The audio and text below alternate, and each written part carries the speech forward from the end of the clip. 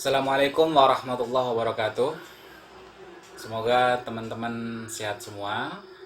Oke, hari ini pertemuan ketiga kuliah jarak jauh kita.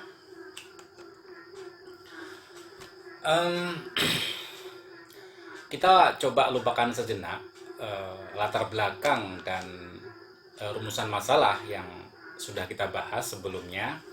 Di awal pertemuan saya sedikit menyinggung tentang wilayah, ya, wilayah dalam pengkajian sastra. Nah, kali ini saya akan sedikit memberikan penjelasan tentang beberapa pendekatan dalam pengkajian sastra. Jadi agar Anda punya sedikit wawasan tentang pendekatan. Oke, kemarin saya sudah berikan contoh-contoh penelitian sastra yang bermacam-macam bentuknya. Semoga dengan penjabaran pendekatan sastra ini Anda paham. Oh, ini pendekatan ini pendekatan ini pendekatan ini. Agar kalian mudah dalam melakukan penelitian, contoh mana atau model mana yang akan diambil. Oke. Sebenarnya kajian sastra itu tidak statis ya, dinamis. Jadi semakin berkembang muncul pendekatan-pendekatan baru dalam sastra. Oke. Cuman pada pertama kalinya saya akan jelaskan 4 pendekatan dasar dalam kajian sastra yang kemudian berkembang menjadi pendekatan yang bermacam-macam dan berbeda-beda. Oke. Yang pertama adalah pendekatan mimetik. Mimetik. Mimetik artinya adalah tiruan. Ya. Jadi sastra dalam pendekatan ini dikatakan sebagai tiruan dari realita. Oke, tiruan dari realita. Ada realitas sosial, realitas budaya, realitas politik. Nah, jadi pendekatan mimetik adalah pendekatan yang melihat bahwa sastra adalah replika atau tiruan dari kenyataan. Itu mimetik. Jadi fokusnya di situ.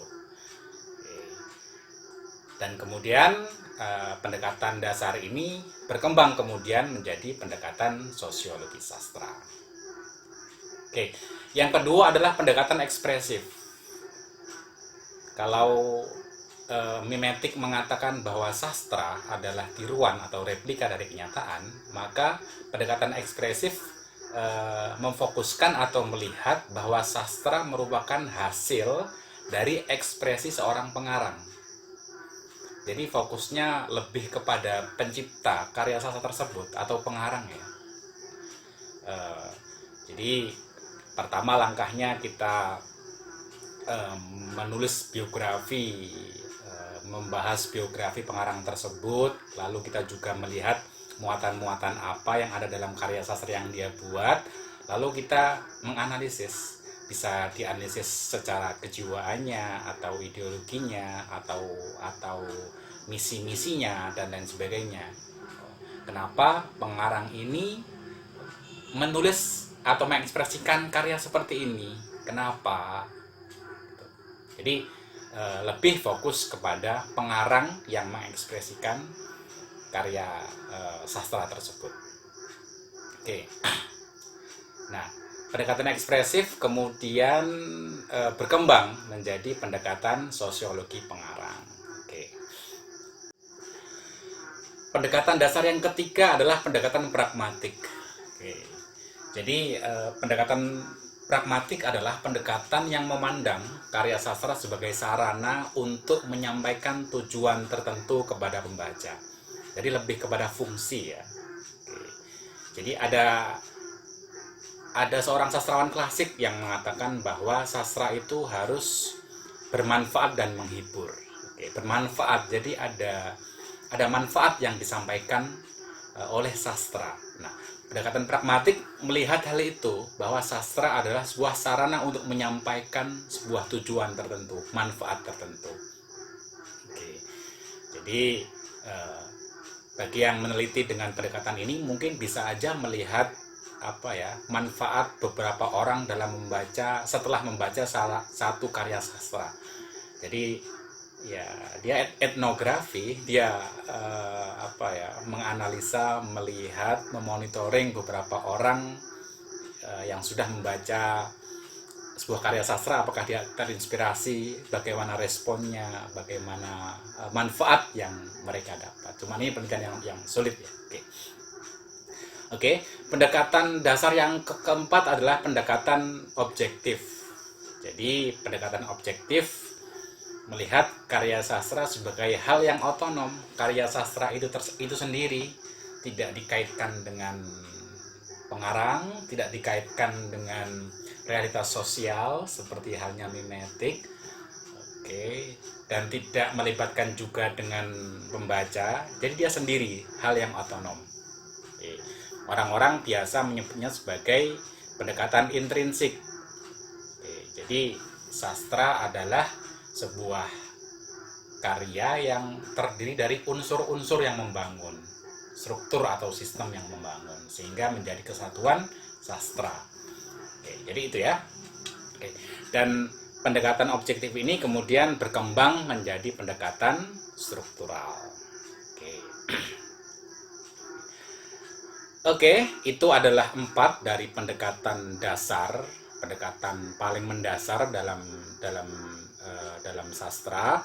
Kemudian kita akan membahas tentang pendekatan-pendekatan perkembangan dari itu yang mungkin sudah sering kita dengar selama ini. Pertama adalah pendekatan struktural. Ya, jadi struktural adalah perkembangan dari objektif, melihat sastra itu sastra sebagai sesuatu yang otonom, terlepas dari segala hal. Pendekatan struktural itu melihat bahwa karya sastra terbentuk dari unsur-unsur, beberapa unsur-unsur yang saling berhubungan, saling terkait sehingga membentuk sebuah kesatuan. Itu pendekatan struktural. Jadi pendekatan struktur itu pendekatan yang memandang dan memahami karya sastra dari segi struktur itu sendiri. Yang lain tidak dianggap ya, dinafikan. Pendekatan struktural juga bertujuan untuk membongkar dan memaparkan secermat mungkin, seteliti mungkin, semendetail mungkin, serta semendalam mungkin keterkaitan dan keterjalinan semua unsur dan aspek karya sastra yang bersama-sama menghasilkan makna menyeluruh. Banyak teori-teori struktural yang bisa digunakan untuk membedah struktur sastra. Yang sederhana bisa kita membongkarnya dengan pendekatan intrinsik misalnya. Jadi kita lihat keterkaitan unsur sastra yang terdiri dari tema, amanat, ketokohan, tokoh, latar waktu, latar tempat, dan lain sebagainya. Lalu kita lihat apa makna keterkaitan dari unsur-unsur ini. Selain itu, ada juga yang lebih detail membedah struktur sastra dengan pendekatan dengan teori sekuen dari Alain Viala. Jadi, sekuen itu adalah satuan kecil cerita. Jadi, misal novel ya, novel kan sebuah cerita yang besar, cerita yang kompleks yang besar. Nah, sekuen itu adalah satuan cerita-cerita kecil, satuan kecil cerita. Nah, kita bedah sekuennya. Kita petakan cerita itu lewat sekuen-sekuen, cerita-cerita kecil, lalu kita lihat keterkaitannya yang kemudian membentuk sebuah kesatuan cerita yang menyeluruh.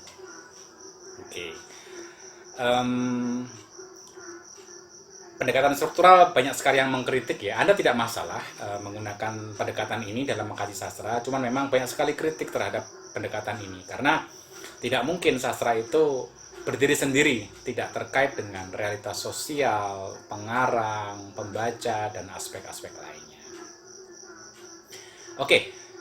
Pendekatan berikutnya adalah semiotik. Nah, semiotik adalah tentang ilmu tentang tanda ya. Jadi bahasa itu adalah tanda. Kalau kata De Saussure misalnya, bahasa itu terdiri dari penanda dan petanda. Petanda itu bendanya atau konsep atau kenyataannya, lalu penanda itu bahasa. Tokoh-tokoh semiotik yang terkenal seperti Roland Barthes, Peirce, dan lain sebagainya itu rata-rata dia membagi bahasa itu menjadi tingkat-tingkatan ya. Jadi petanda konsepnya itu, lalu penanda itu bahasa, jadi kata. Saya bicara ini itu sudah penanda ya, penanda. Nah, yang ketiga adalah penanda tingkat ketiga.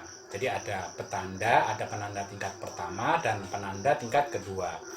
Nah, sastra itu dikatakan sebagai penanda tingkat kedua, sastranya. Oke.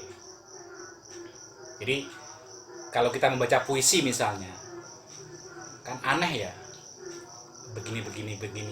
Kita sulit memahami. Yang Anda baca yang rumit itu adalah penanda tingkat pertama, itu bahasanya, penandanya. Nah, makna dari kalimat atau kata puisi yang sulit itu adalah wilayah sastranya, penanda tingkat keduanya. Jadi ini pendekatan semiotik. Kemudian adalah pendekatan sosiologi sastra. Oke, seperti yang sudah kita bahas tadi di awal, sosiologi sastra adalah perkembangan dari pendekatan mimetik yang melihat bahwa sastra merupakan replika dari kenyataan.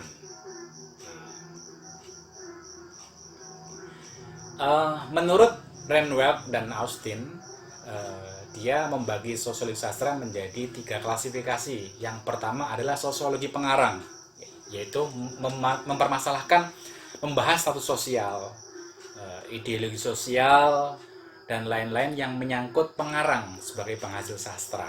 Jadi melihat pengarang ini ideologinya apa, status sosialnya apa, atau menjadikan latar sosial kemasyarakatan pengarang sebagai salah satu faktor yang dipergunakan untuk menilai karya sastra. Jadi lebih membahas ke pengarangnya ya. Oke. Dan kita tahu ini adalah sosiologi pengarang adalah perkembangan dari pendekatan ekspresif.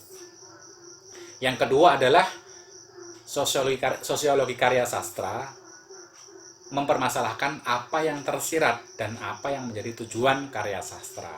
Oke, jadi melihat bisa ini berupa kritik. Oke, kritik sosial, kan banyak sekali sastra yang banyak berisi kritik sosial. Oke, jadi bisa kita ingin melihat kritik sosial karya ini lewat untuk masyarakat, kita bisa melakukan pendekatan dengan sosiologi sastra.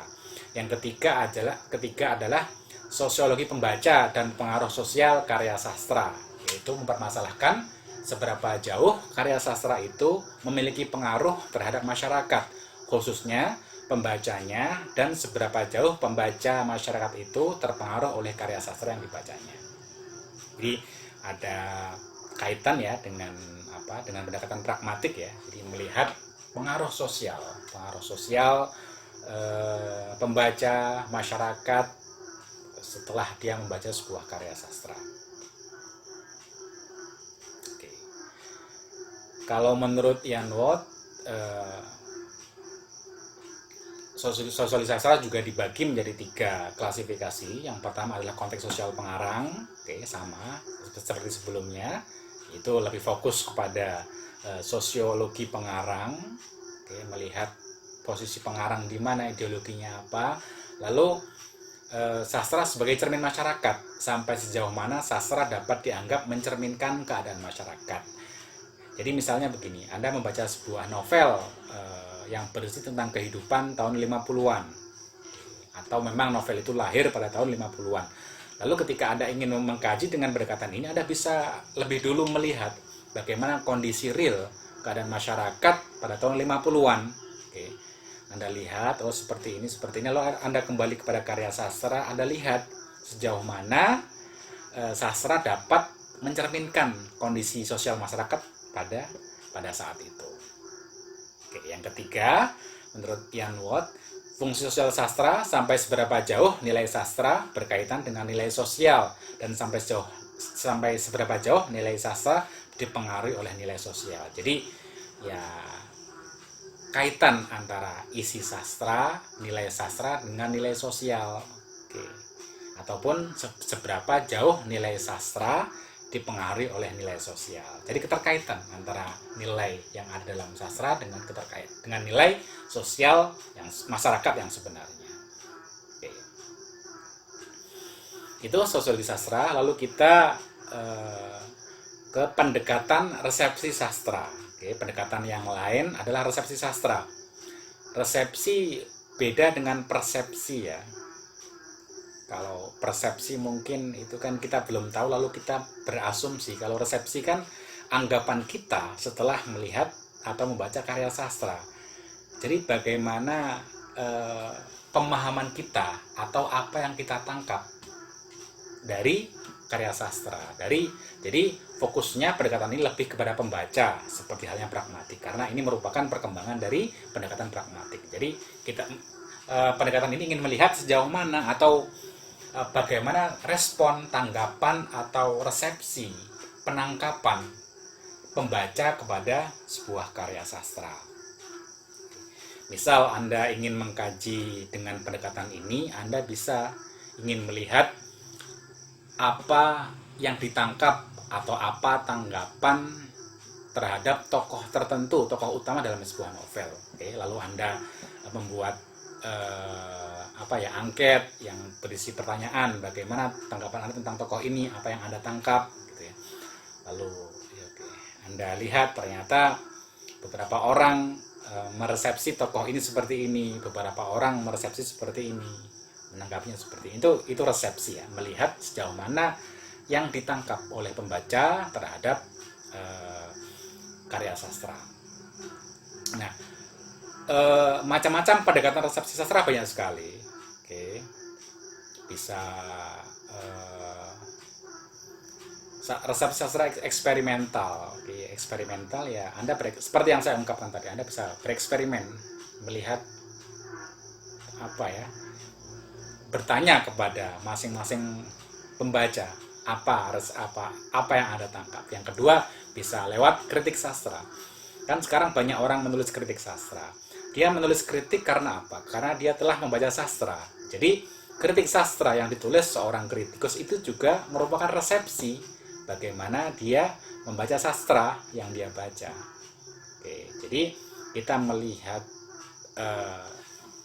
yang ditangkap oleh seorang pembaca, lalu dia membuat kritik sastra, itu juga kita melakukan pendekatan resepsi sastra. Karena dengan kritik sastra yang dia buat, kita tahu apa yang dia tangkap dari karya yang telah dibacanya.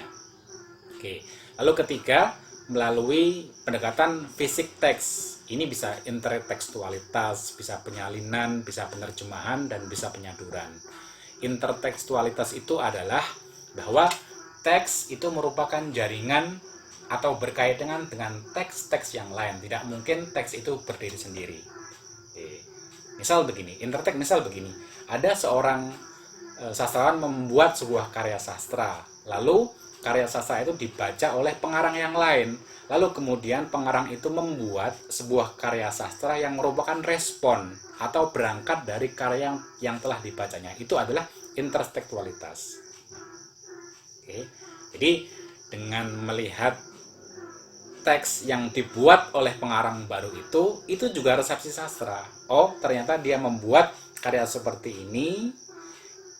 Akhirnya kita tahu apa tanggapan dia terhadap teks atau karya yang telah dibacanya, sehingga dia membuat karya baru yang merupakan tanggapan atau paling tidak bertolak dari karya yang dia buat. Oke.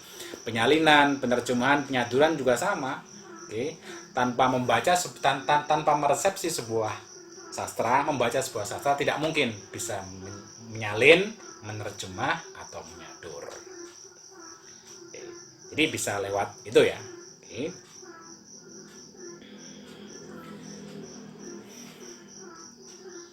Oke, kemudian adalah pendekatan psikologi sastra. Oke, jadi psikologi sastra ini perkawinan antara ilmu psikologi dan sastra. Oke, jadi ada beberapa wilayah yang bisa kita kaji menggunakan pendekatan sosiologi sastra, psikologi sastra. Yang pertama adalah psikologi pengarang. Oke, jadi kita lihat teksnya, apa yang ada dalam teks, lalu kita baca ada kandungan apa, lalu kita analisa. Oke. Oh, ternyata sepertinya pengarang ini memiliki kecenderungan psikologi seperti ini karena menulis teks-teks yang berisi unsur-unsur psikologi seperti ini. Pasti kelihatan ya. Oke. Nah, biasanya kalau lebih fokus kepada pengarang, itu tidak mungkin kita membahas satu karya. kita membaca beberapa karyanya, lalu kita lihat muatannya secara psikologis, sehingga kita bisa mengklaim atau menjustifikasi, oh ternyata seorang pengarang ini memiliki kecenderungan psikologis seperti ini. Oke. Kemudian psikologi pengarang juga bisa menyasar kepada hukum-hukum psikologi yang diterapkan pada karya sastra. Oke. Jadi dalam karya sastra, misal dalam novel ada tokoh, dia berdinamika, dia punya cerita, dia punya alur cerita, lalu kita lihat, oh kira-kira tokoh ini memiliki psikologi seperti ini. Kita analisa, dia berinteraksi dengan tokoh-tokoh yang lain, dia memiliki perjalanan dalam cerita itu. Oh kira-kira tokoh itu punya psikologi seperti apa. Jadi seperti halnya kita menilai psikologi seseorang, namun ini adalah bukan manusia, cuman tokoh rekaan dalam karya sastra.